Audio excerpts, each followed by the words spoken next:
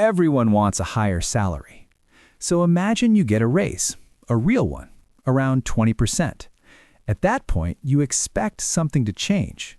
Your life should feel different, easier, better, more secure. But after a while, it doesn't feel as significant as you thought it would. The money increased, but the progress doesn't feel proportional. Why? Take Alex as an example. He works hard, improves his skills, and earns a promotion.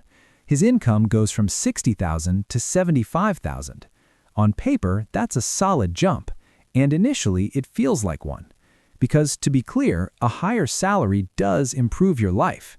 It gives you more flexibility, more comfort, more stability. But over time, something subtle starts to happen. Despite earning more, Alex doesn't feel much wealthier. Not dramatically, at least. And this isn't because he made bad decisions. It's because income and wealth don't grow the same way.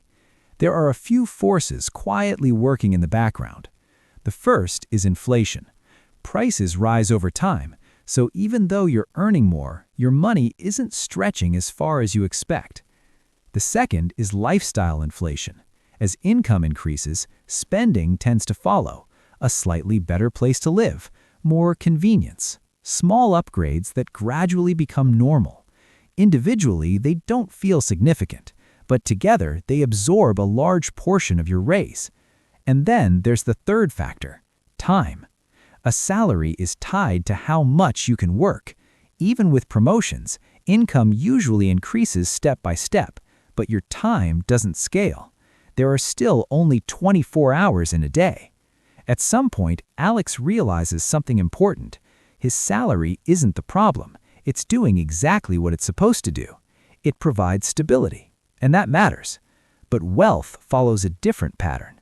Over long periods, assets have historically grown faster than wages.